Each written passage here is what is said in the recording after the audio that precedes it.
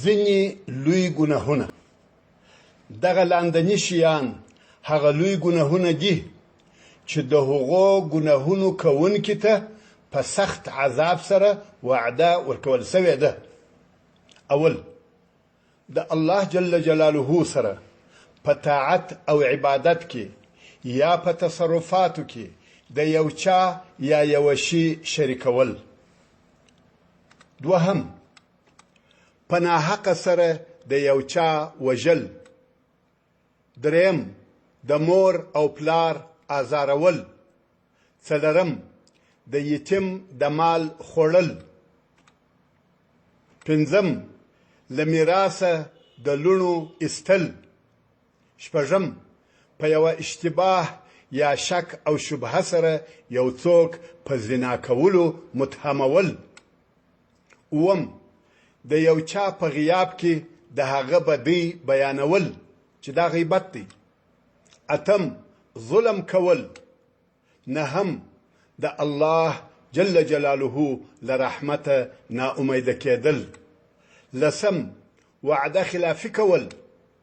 یولسم، په امانت کې خیانت کول.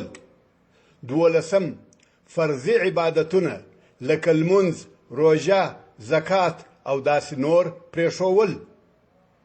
درلسم، د قرآن مجید هیرول، یعنی چې یو ځل یاد کړي او بیا یې هیر کړي. څوارلسم، درواغ ویل. پنځلسم، په ناحقه سره قسم یادول. شپاړسم، بیله د الله جل جلاله د نامه یا صفته په بل شي سره قسم یادول.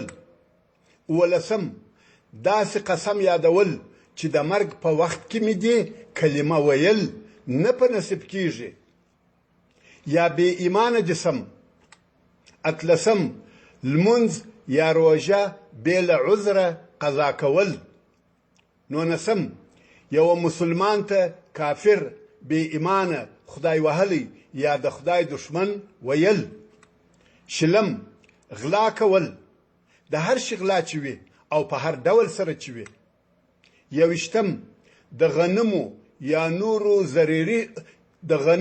یا نورو ضروري شیانو د قیمت په لوړېدلو خوشحاله کېدل.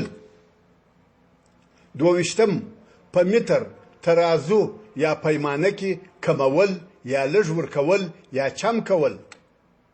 درویشتم، د ښځو دپاره د نامحرمه نارینه سره تنها کښېنستل. څلېرویشتم، خمار کول یا شرط ایښول. پنځویشتم، د کفر یا کافرانو د عادتونو خوښول. شپږویشتم، حلال کارونه بد بلل. اوویشتم، د رقص او ساز خوښول او د هغو لیدل یا اوریدل.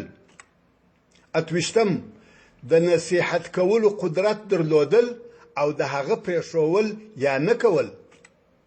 نویشتم، پر یو چا مسخرې کول، د هغه شرمول او بې عزته کول. دیرشم، د یو چا په عیبونو پسې ګرځېدل او پلټل یا د یو چا عیبونه نورو ته رسوا کول او بیانول.